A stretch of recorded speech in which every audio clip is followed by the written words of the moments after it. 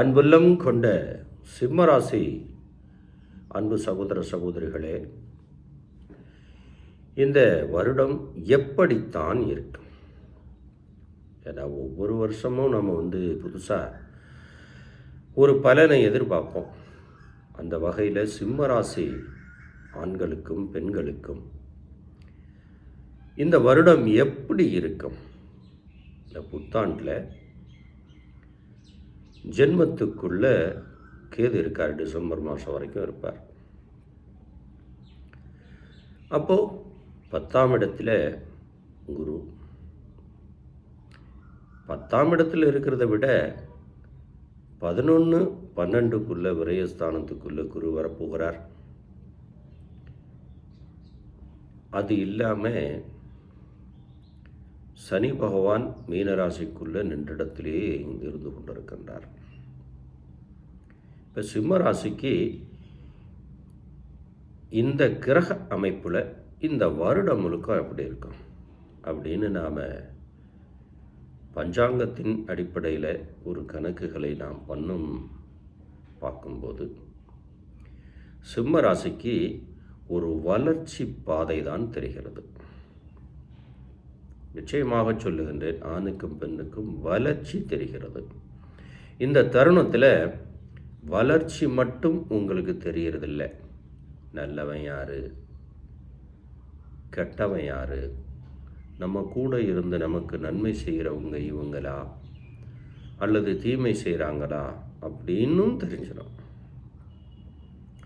இதை தாண்டி சிம்மராசி ஆணுக்கும் பெண்ணுக்கும் நாம் யார், உங்களை நீங்கள் தெரிஞ்சுக்கக்கூடிய ஆண்டாக இருக்கும். ஏன்னா எப்பவுமே ஒரு கணக்கு வச்சுக்கோங்க. சூரியன் பகவானுடைய ஆதிக்கத்தில் பிறந்த நீங்கள் பிரகாசமாக இருக்க வேண்டும் அப்படின்னு மனதளவில் இருப்பீங்க. அது மட்டும் இல்லை, என்னுடைய கட்டுப்பாட்டுக்குள்ளே எல்லாமே இயங்க வேண்டும் அப்படின்னு நினைக்கக்கூடிய நபர்கள் நீங்கள். இந்த ஆண்டை பொறுத்த வரைக்கும் வளர்ச்சி நோக்கி தான் இருக்குது. இப்போ எதெல்லாம் வளர்ச்சி அடைகின்றது? நிச்சயமாக கொடுக்கல் வாங்கல் தொழில் செய்யக்கூடிய நபர்களுக்கு அபரிவிதமான வளர்ச்சி. வியாபாரம், இரும்பு சம்பந்தப்பட்ட தொழில், கூலி தொழில், இது எல்லாமே அமோகமாக இருக்கும். ஒப்பந்தம் அடிப்படையில் செயல்படக்கூடிய சிம்மராசி அன்பர்கள் கவனத்தோடு கையெழுத்திட வேண்டும். ஏன்னா எப்பவுமே நல்லவன் யார் தீயவன் யாருன்னு தெரிஞ்சிக்கக்கூடிய காலம். இப்போ நீங்களே கண்டுபிடிச்சிடுவீங்க, இப்போ நல்லவன் கெட்டவன்னு தெரிஞ்சுக்கிறோம். இந்த தருணத்தில் நீங்கள் தொழிலுக்கு முக்கியத்துவத்தை கொடுங்க. குடும்பத்துக்குள்ளே கூட நல்ல உள்ளம் படைத்தவர்கள் யார் அப்படின்னு நீங்கள் இந்த நேரத்தில் சிம்மராசிக்காராக தெரிஞ்சுக்குவீங்க.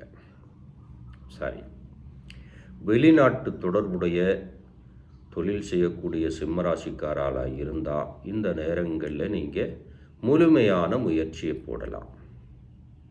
ஏன்னா கிரகங்களுடைய அமைப்பு அப்படி இருக்குது. உங்களுடைய சொந்த ஜாதகத்துக்குள்ள பலவிதமான கிரகங்கள் ஏற்றத்தாழ்வுகளை நீங்கள் உங்களுடைய அருகாமையில் இருக்கக்கூடிய குடும்ப ஜோதிடரை நீங்கள் ஒரு முறை பார்த்து கொள்ள வேண்டும். ஏன்னா நமக்கு நேர காலம் பொதுவான முறையிலே நன்னா இருக்கு. ஒரு வளர்ச்சி இருக்கிறது, ஒரு சந்தோஷம் இருக்கிறது, ஒரு மகிழ்ச்சி இருக்கிறது. இந்த தருணத்தில் நம்மளுடைய சுய பரிசோதனையும் செய்து கொள்ள வேண்டும். சுய பரிசோதனை என்ன? நம்மளுடைய சொந்த ஜாதகத்தை ஒரு முறை பார்த்துக்கிடணும். அதுபோக நம்மளுடைய ஆரோக்கியத்தில் கவனம் செலுத்த வேண்டும். இதெல்லாம் நீங்கள் கவனத்தில் எடுத்துக்கொள்ள வேண்டிய விஷயம். சரி, ஒப்பந்தம் அடிப்படையில் இருக்கக்கூடிய தொழிலுக்கு நீங்கள் கவனம் செலுத்தித்தான் கையெழுத்து போடணும். கோர்ட்டு கேஸு, வம்பு, வழக்கு இது மாதிரியான பிரச்சனையில் சிக்கி இருந்தால் இந்த தருணத்தில் நிச்சயமாக உங்களுக்கு சாதகமான நிலைதான் ஏற்படும். எதிரிகள் ஓடி ஒழியக்கூடிய காலமாகத்தான் இருக்கிறது. அப்போது நமக்கு எதிராளி இல்லை என்றாலே நம்மளுடைய இலக்கு தெளிவாக இருக்கிறது அப்படின்னு சிம்மராசிக்காராக தெரிஞ்சுக்கிடலாம். இப்போ குடும்பத்துக்குள்ள நிறைய நபர்களுக்கு பல விஷயங்களில் தடை இருக்கும். ஒரு திருமண பேச்சுவார்த்தையில் தடை இருக்கலாம், அல்லது பெண் தேடுவது, மாப்பிள்ளை தேடுவது, இதில் இழுபறி இருந்திருக்கலாம் இல்லையா? அந்த இழுபறி இந்த தருணத்தில் நிச்சயமாக மாறிடும். ஏன்னா குடும்ப உறவுகளுக்குள்ளே என்னென்ன மாதிரியான சிக்கலெல்லாம் சந்திக்கிறீங்க அப்படிங்கிறது உங்களுக்கு தெரிஞ்ச விஷயம்.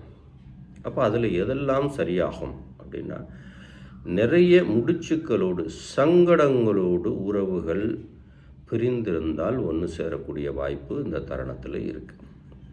இந்த வருடம் நமக்கு என்ன மாதிரி தான் நடக்கும் அப்படிங்கிறதுக்கு தானே நம்ம பார்க்குறோம். அப்போ சிம்மராசியை பொறுத்த வரைக்கும் இந்த வருடம் தொழில் நல்ல வளர்ச்சி பாதையில் இருக்குது. இந்த நேரத்தில் உங்களுடைய புத்திசாலித்தனத்தை காட்டுங்க. சுயமாக உங்களை பற்றி நிறைய சிந்திச்சுக்கங்க, யோசிங்க. அப்போ தொழிலில் முழுமையான முயற்சி ஒரு 200% போடுங்க. நல்ல லாபம் இந்த நேரத்தில் இருக்குது. ஏன்னா எப்பயுமே எக்கிரகம் எப்படி இருந்தாலும் நம்மளுடைய சுய பரிசோதனை தெளிவாகவும் ஒரு சீராகவும் இருந்தால் மற்றவை நமக்கு பாதிப்பு தராது. இதை சிம்மராசிக்காரா யதார்த்தமாகவே உணர்ந்த நபர் தான். ஆனாலும் ஒன்று சொல்லுகின்றேன், தெளிவோடு சிந்தித்து தொழில் லாபத்துக்கு இப்போ முக்கியத்துவம் கொடுங்க. அது இரட்டிப்பாக உங்கள் கையில் கிடைக்கக்கூடிய நேரமாக இருக்கு. ஏன்னா பஞ்சாங்கத்தின் கணக்குப்படி வளர்ச்சி பாதையைத்தான் இந்த ஆண்டு உங்களுக்கு காட்டுகிறது. அப்போ வளர்ச்சி இருக்குதுன்னா குடும்பத்தில் சந்தோஷம் வருது, தடை காரியங்கள்லாம் முறியடிக்கப்படுது, பிரிஞ்சு போனவங்க ஒன்று சேரக்கூடிய வாய்ப்பு. இது மட்டுமா, மலமென்று பல விதத்திலையும் வருமானங்கள் உயர்கின்ற தருணமாக இருக்கிறது சிம்மராசிக்கு. ஏன்னா ஒரு நல்ல பாதை கண்ணுக்கு தெரியும் போது நாம் அதில் ஓடிடணும், கண்ணை மூடிட்டு. சிம்மராசி பெண்களுக்கு மனதில் குதூகலம் ஏற்பட போகுது. பொதுவாக இந்த ஆண்டு குதூகலமாக தான் இருக்கும். அதுபோக பெண்கள் தன் தாய் தகப்பன் கூட பிறந்த சகோதர சகோதரிகளுக்கு நிறைய உதவிகளே நீங்கள் செய்யக்கூடிய அளவுக்கு உங்களுடைய கையிருப்பு உயரும் என்று காட்டுகிறது. இதை நீங்கள் கவனத்தில் எடுத்துங்க. நீண்ட நாளாக நான் எதிர்பார்த்து காத்து கொண்டிருந்த ஒரு விஷயம் சிம்மராசிக்கு இப்போ நடக்கும். நீண்ட நாளாக காத்து கொண்டிருக்கின்ற ஒரு விஷயம். அது வியாபாரமாக இருக்கலாம், அல்லது ஒரு பூர்வீக சொத்தாக இருக்கலாம், இல்லது ஒரு விதமான ஒரு வளர்ச்சியை நோக்கி நான் காத்திருந்தேன். ரொம்ப வருஷமாக நான் என்னைக்காவது ஒரு நாள் மேலே வருவேனா அப்படி அந்த நீண்ட நாள் எதிர்பார்ப்பு இப்போ நடக்க போகுது. ஏன்னா இப்படி சொல்கிறாரே அப்படின்னு நினைக்காதீங்க. சிம்ம ராசிக்கு பல விதத்திலும் தடைகள் விலகுது அப்படின்னு சொல்கிறேன். இந்த வருடம் இப்படித்தான் இருக்க போகுது. நீங்கள் வியாபாரத்தில் கவனம் செலுத்துங்க, தொழிலுக்கு முக்கியத்துவம் கொடுங்க, குடும்பத்தை சந்தோஷமாக வைத்து கொள்ளுகின்ற அளவிற்கு வருமானம் உங்கள் காட்டில் அதிகமாக வரும். அதில் எந்த விதமான மாற்றம் இல்லை. அதே போல் அரசு சார்ந்த வேலைகளுக்கு நிறைய நபர் எதிர்பார்த்துருந்துருப்பீங்க, அதற்கான முயற்சிகளை எடுத்திருப்பீங்க. இந்த தருணத்தில் உங்களுக்கு அதுக்கு சாதகமாக, உங்களுக்கு பக்கபலமாக அது ஒரு விதத்தில் சப்போர்ட் பண்ணக்கூடிய சூழ்நிலை தான் இப்போ இருக்குது. இதெல்லாம் மனதில் நீங்கள் நிறுத்திக்கோங்க.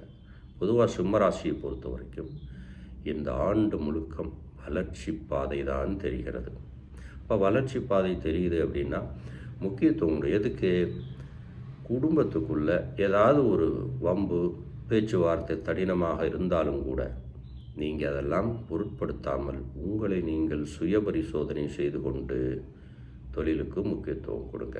மற்றபடி சந்தோஷம், ஒரு ஆடை ஆபரணங்கள், அதாவது ஒரு விலை உயர்ந்த பொருட்களை வாங்குகின்ற அந்த வசதியெல்லாம் தானாக உங்களுக்கு இந்த ஆண்டில் கிடைக்கிது. மொத்தத்தில் இந்த வருடம் உங்களுக்கு வளர்ச்சி பாதை, மனதில் சந்தோஷம், இதனால் பட்ட மன வருத்தம், ஒரு இன்னல்கள் இந்த வருடத்தில் இருக்காது. என் மனதில் நிறுத்திக்கங்க. சிம்மராசி அன்புள்ளங்களுக்கு இதே போல் ஒரு நல்ல தகவலை கொண்டு வருவேன். எப்போவுமே நல்ல செய்தியை நாம் காதால் கேட்டுக்கிடணும். அதுவே நமக்கு ஒரு பெரிய வளர்ச்சியை தரும். அன்பு சிம்மராசி அன்பர்களே, இன்னொரு தகவலை தரும் வரை காத்திருங்கள்.